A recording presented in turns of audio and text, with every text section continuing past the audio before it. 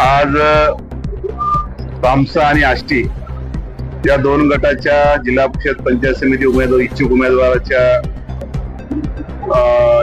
मनोगत मुलाखतीसाठी आज बोलवलं आणि प्रतिसाद मी म्हणण्यापेक्षा माझ्यापेक्षा तुम्हाला पाहून समजलं असेल.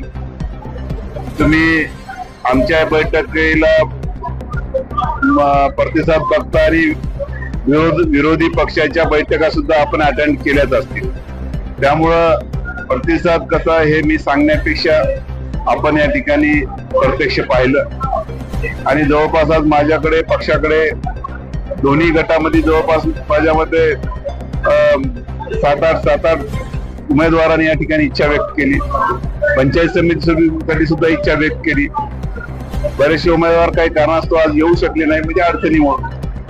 अशा तालुक्यामध्ये दोन्ही तालुक्यामध्ये प्रत्येक गटामध्ये या ठिकाणी इच्छुक उमेदवाराची किंवा जनतेची त्या ठिकाणी प्रतिसाद भरपूर मिळत आहे. म्हणून मग नगरपंचायत असेल, नगर परिषद असेल, त्या सगळीकडे आम्ही आज नगर परिषदेला आता हदगाव मध्ये माझ्या मते आतापर्यंत 70 फॉर्म आमच्याकडे आले.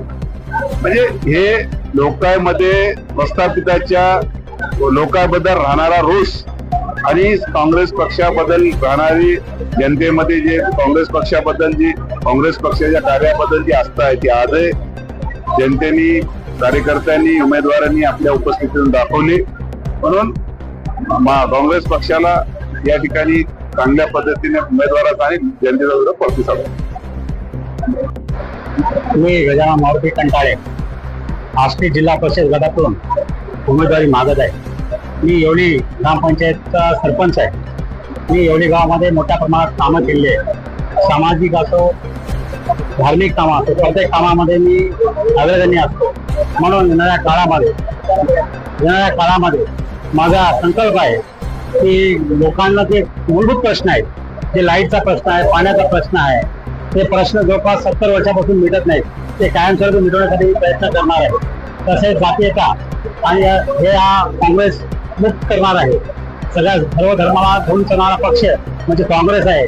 म्हणून या काँग्रेसच्या विचारधारेला धरून या जिल्हा परिषदमध्ये घरघोस मतांना निवडून येऊ शकतो, सर्व जातीला घेऊन चालू शकतो, हे मला वाटते, नमूद करावं वाटते.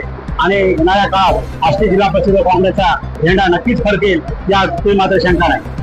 आणि कार्यकर्त्यांना नाव द्यायचं बंडखोरी होत असते, आपल्याकडून बंडखोरी होणार आहे? आमच्याकडून अशी कुठलीही बंडखोरी करणार नाही आम्ही, कारण आम्ही काँग्रेसचे सच्चे कार्यकर्ते आहोत आणि जे पक्षाने आदेश दिला तेच आम्ही त्या ठिकाणी पाळू, या ठिकाणी असं आश्वासन देतो तुम्हाला.